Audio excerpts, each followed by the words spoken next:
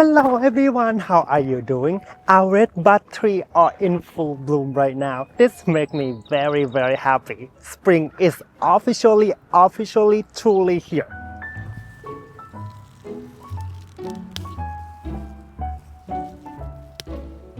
These are gay table daffodil. They are my most favorite daffodil in the whole wide world, and I grow them in the front here because they don't eat them at all. They don't even touch them. So I already shared with you guys that my plan, I'm going to move all daffodil, not daffodil, like a lot of daffodil from my back garden to free up my space in the back and then move them here in the front because they don't eat them. Why would I waste my space in the front yard? Aren't they lovely? Look at the little peachy, orangey, yellow in the center and the ruffled double daffodil, flowers. I am harvesting this daffodil now because I have an event this weekend and I am going to need a lot of flowers.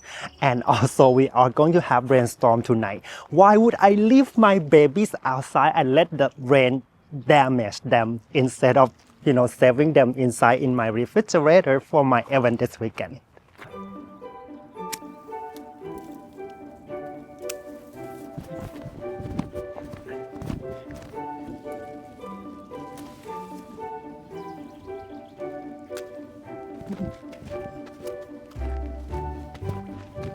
And I am also going to cut these tulips from my vegetable garden. And this is the reason why I grow them in my vegetable garden in the fence in the back of the greenhouse here, because I don't want to feel guilty if I really have to cut them.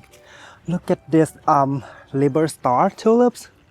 The white one, oh my gosh. A lot of them blown open already, so I will not cut them because they're not gonna last in the bouquet that people get. So I'm gonna only pick the one that's just about to open. This one, also this one,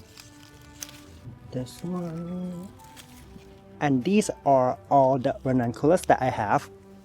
Well, it is what it is. It is what it is. I don't remember if this is second year or third year, but the bloom is so much smaller than the first year bloom. I cut this red bud tree branch in the middle to create two pieces so we can make a hand-tied bouquet. And then I use this variegated boxwood to create a structure for this bouquet because we are going to work with all the delicate stem flowers like tulips, like daffodil, like what is this? Hellebore. Yeah, we don't want to hurt the stem, okay? So we want to create strong structure first. And a lot of people take hellebores as flowers, but at this stage of hellebore, the flowers getting very green. So I use hellebore as green, but it's very interesting green. So I'm gonna just like add it to the bouquet and make it like very bushy like this. And I just love the way that hellebore kind of droop, like wilt, not wilt, like droop, like weep, on the side of the flowers arrangement. This viburnum, so cute. I got it on sale in fall, and I think it cost me only $15. I only cut one stem because I don't want to take out too many flowers from the bush because it's still too young. Now stalk flowers, I'm gonna add it here to support the hellebore. And now baby breast spirea. I am going to make them kind of go wild a little bit, on the side. There is a little black hole here, so I'm gonna fill it with ranunculus. It's gonna be perfect, kind of hidden inside all the other flowers. Now we have the bouquet, but still missing the main flowers that I planned for this bouquet, which is the double daffodil, gay taber, and the tulips. I'm gonna add the tulips first because they have stronger stem. Now I'm gonna find empty spot and just fill in with all the daffodil that I have. And the last step is to add my new favorite tulips in the whole wide world, liber star. They have such a long stem, so I'm gonna add right in the middle and make them float on top of the other flowers in this bouquet. flowers. Maybe this right here. Ah, and one more right here. I end up make a lot of adjustment with the height because this spirea is too crazy, and look. Okay, like all over the place, plus the daffodil. Look, I broke so many daffodils, and the tulips not easy to arrange too. So I learned something new that I should, when I harvest spring flowers like this, I maybe better arrange them in a vase instead of do a hand tie bouquet because the stem is not strong enough. But I like the result though. I love the combination of hot pink, light pink, hot yellow, light yellow, cream, green, light green, dark green, white, so many kinds of color.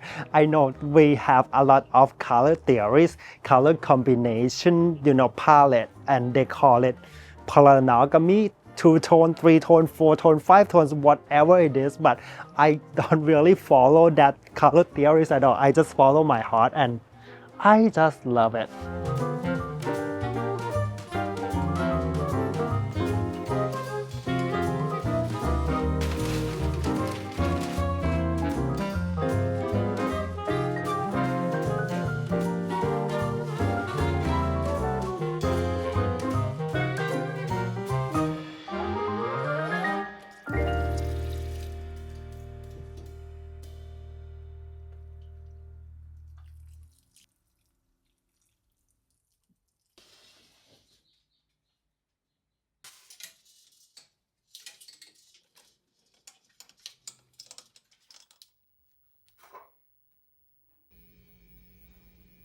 Nothing, what's she doing? What's she doing, Nothing?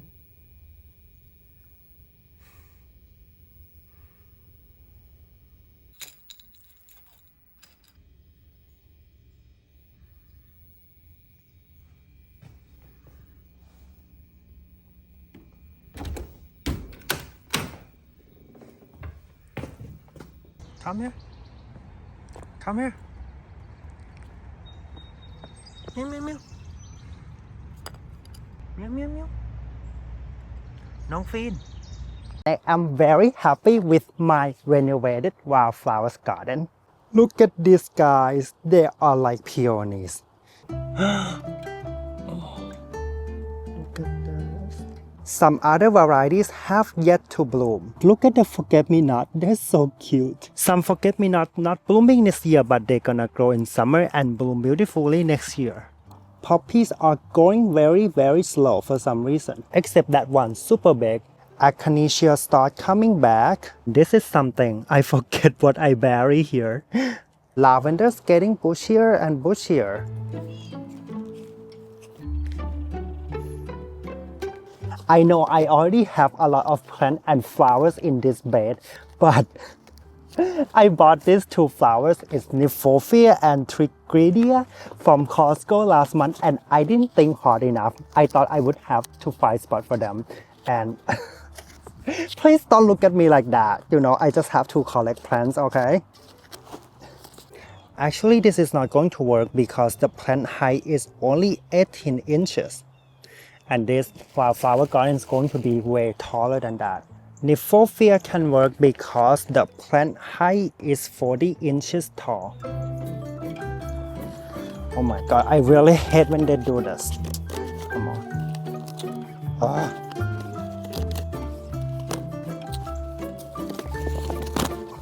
I also have ruby kiss coreopsis here. It is about 40 inches height, so it should be fine. Look at this. 그대 미소에 난 취한 것 같아 자꾸만 웃음이 나 어린아이 장난 같아 다정한 밤 공기가 적당한 걸 바랬던 나를 달리 다른 음악이 돼 달콤해 그대와 나 한 잔에 약 올라다보다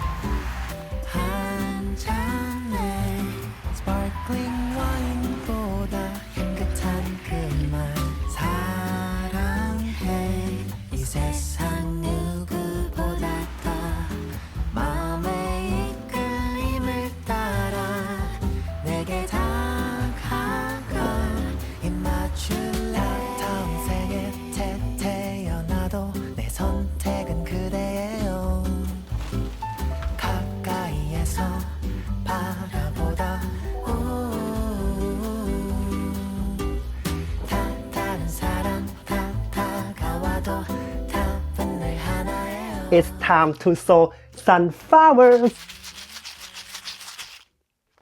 And the reason why I am sowing my sunflowers now because I learned from last year that sunflowers will grow fast when the temperature is warmer, like 70 degrees and up. So why would I start them 2 weeks ago and baby them and seeing them grow very, very slow in my cold basement? That doesn't make any sense. So I am gonna start them now. They're gonna grow very fast because it's pretty warm now this week. And also the reason why I start them inside because I learned another very big lesson in my entire gardening life last year that animals in my backyard, the chipmunks, the birds, the mice, and all kinds of things love eating sunflower seeds so much. And as soon as I put the sunflower seed in the ground, they will come to eat them.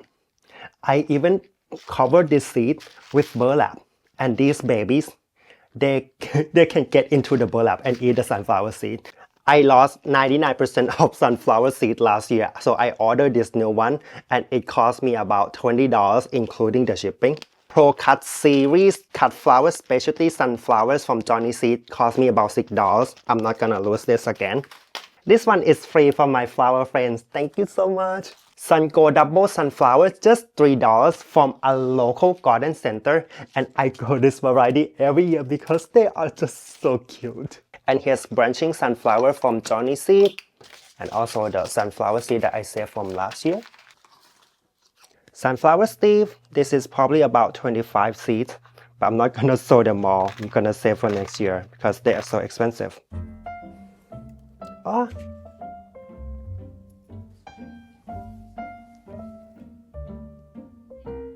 Because sunflower seeds are so thick and so big, they love to be buried a little bit to make sure that they are moist. And when they're moist, they're going to sprout a lot faster.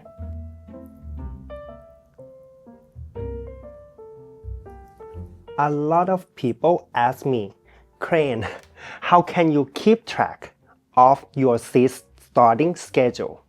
So when I started gardening and sowing, and grow flowers from seeds, I used to have like a checklist, like a to-do list of flowers that I need to start, and I started by the starting date. And then like a year later, I realized that this is duplication of effort.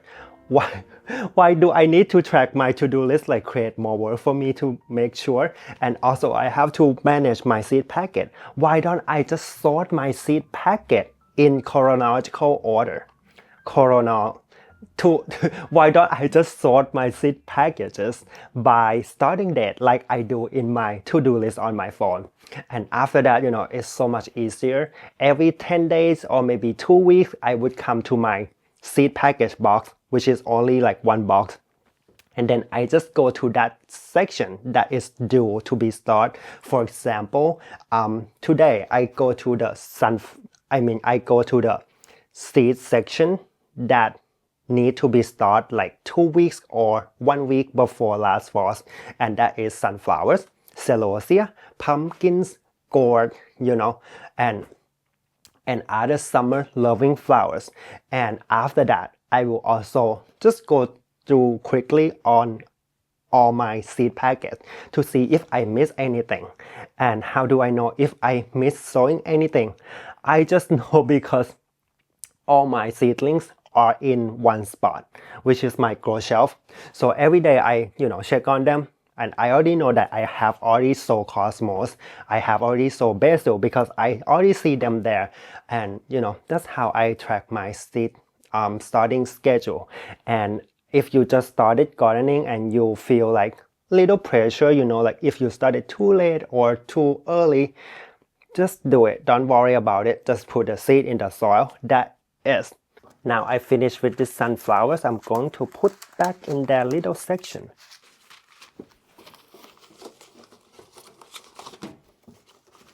Celosia seeds are very, very small. There are easier way to sow celosia to bi-direct sow them in the garden, but I don't do that because I have so many weed seedling in my garden. I don't want my celosia seed to mix in with the weed seedlings, and then I'm gonna have hard time dividing them or pulling the weeds out. And another reason why I don't direct sow seed in my flower border, because if this seed ever fail to germinate, I will end up waiting for them to grow like forever, and I would waste that space, that I could have used it for planting something else. Because celosia seeds are tiny, so I'm going to cover very lightly with vermiculite to make sure that I don't block the sunlight from the seed.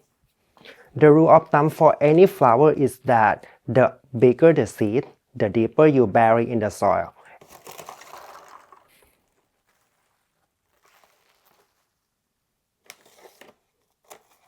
My zinnias got big, so I'm going to move them from this side to this side.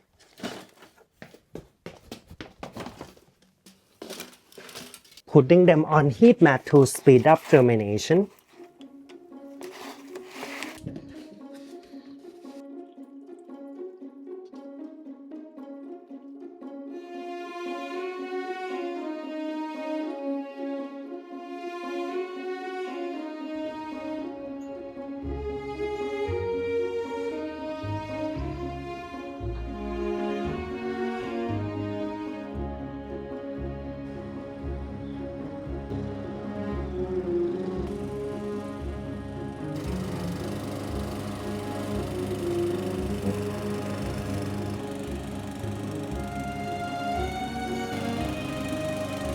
Although I keep failing sowing sunflower seed directly in my garden because the animal keep coming to eat the seeds, but there are always sunflower seedling pop up in my garden naturally from last year in the middle of nowhere, like this one.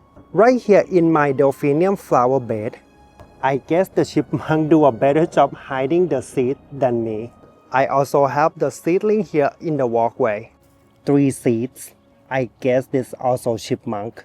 I also have one right there. Probably self-seed from last year. I also have some in the greenhouse. I plan to use this pot for tomatoes, but look at that. Sunflowers. What the hellebore? The dahlia's doing great. More seedlings to be transplanted soon.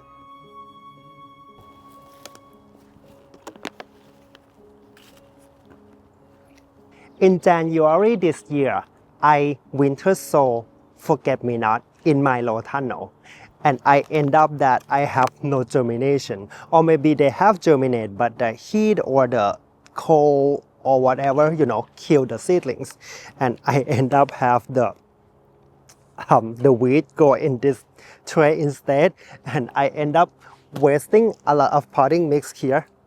Actually, I'm going to reuse this for my planter, but let me show you something.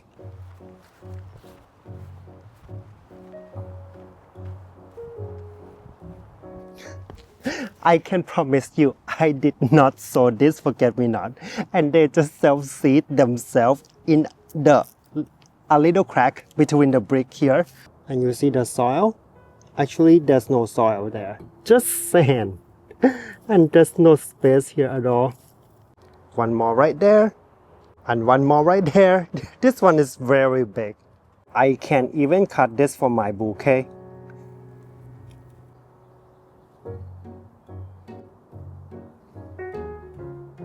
And that's the forget-me-not that I planted in between the tulips from last year. Just like every spring, I feel overwhelmed. I am very busy and I feel like I am running out of time all the time. This spring, I still feel busy and overwhelmed, but it's slightly different. Instead of feeling like stressed out or depressed, not depressed, like anxious. This spring, I feel content. That means I feel peaceful and satisfied with my garden the way it is. although I make so many mistakes, I fail so many things, you know, the animals eat my hollyhocks and stuff. I fail ranunculus, but I feel like I'm happy the way it is, you know, my garden like this. And I think one of the contribution to my contentment is the trees, the shrubs, the perennials that I planted about 3 to 4 years ago.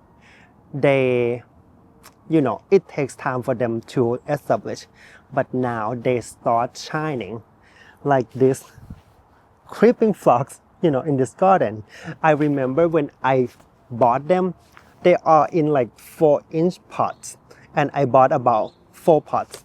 And every year I would feed them, I would divide them, and then, you know, make sure that they are happy and get full sun. And look at them now. They just fill this garden so beautifully.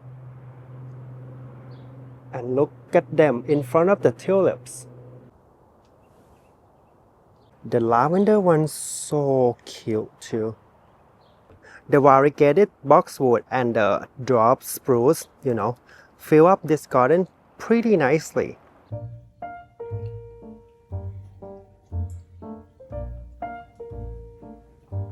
Hey.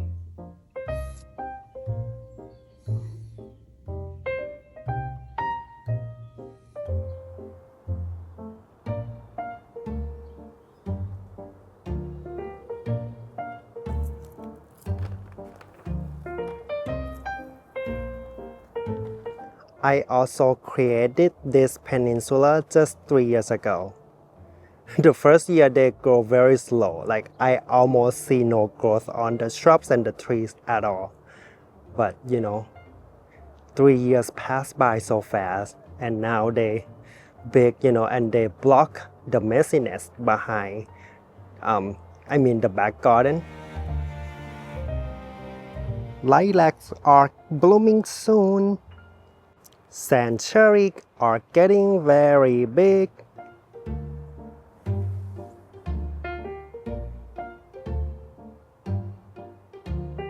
Variegated holly, Japanese spruce,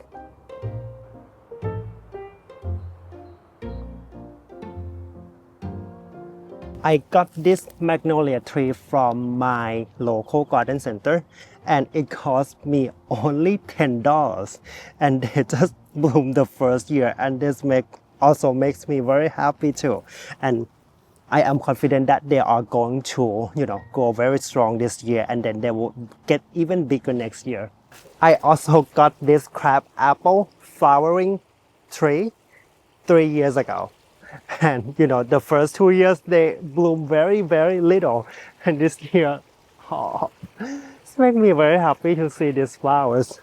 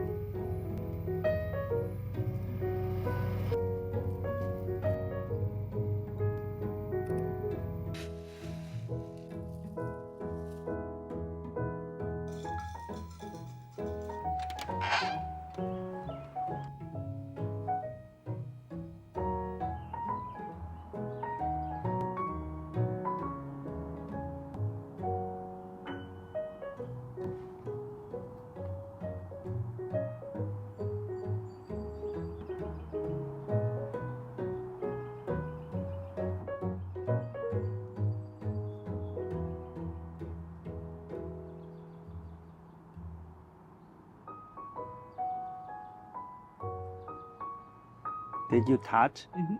You get them, and then they smell my hand. You feel me? Mm-hmm.